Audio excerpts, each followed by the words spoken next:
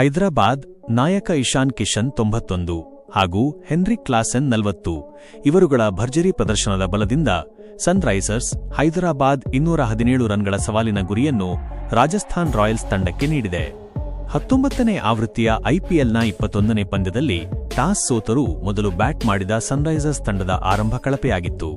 ಸನ್ ತಂಡದ ಆರಂಭಿಕ ಆಟಗಾರ ಅಭಿಷೇಕ್ ಶರ್ಮಾ 0 ಸುತ್ತಿದರು. ಈ ಮೂಲಕ ಅಭಿಷೇಕ್ ಶರ್ಮಾ ಈ ವರ್ಷದ ಟಿ20 ಫಾರ್ಮೆಟ್ನಲ್ಲಿ ಅತಿ ಹೆಚ್ಚು ಬಾರಿ 0 ಸುತ್ತಿದ ಕಳಪೆ ದಾಖಲೆ ತಮ್ಮದಾಗಿಸಿಕೊಂಡರು.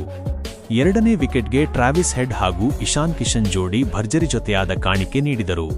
ಈ ಜೋಡಿ 42 ಎಸೆತಗಳಲ್ಲಿ 55 ರನ್ ಬಾರಿಸಿತು.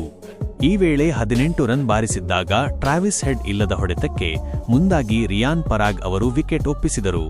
ಮೂರನೇ ವಿಕೆಟ್ಗೆ ಇಶಾನ್ ಹಾಗೂ ಹೆನ್ರಿಕ್ ಕ್ಲಾಸೆನ್ ಜೋಡಿ ಸಹ ಉತ್ತಮ ಜೊತೆಯಾಟವನ್ನು ನೀಡಿತು. ಇಶಾನ್ ಕ್ಲಾಸೆನ್ ಜೋಡಿ ಮಿಡ್ಲ್ ಓವರ್ನಲ್ಲಿ ತಂಡದ ಮೊತ್ತವನ್ನು ಹಿಗ್ಗಿಸುವಲ್ಲಿ ಸಫಲವಾಯಿತು. ಈ ಜೋಡಿ ಆರ್ಆರ್ ತಂಡದ ಬೌಲರ್ಗಳನ್ನು ಬಹುವಾಗಿ ಕಾಡಿತು. ದೊಡ್ಡ ಹೊಡೆತಗಳ ಮೂಲಕ ರನ್ ವೇಗಕ್ಕೆ ಚುರುಕು ಮುಟ್ಟಿಸಿತು.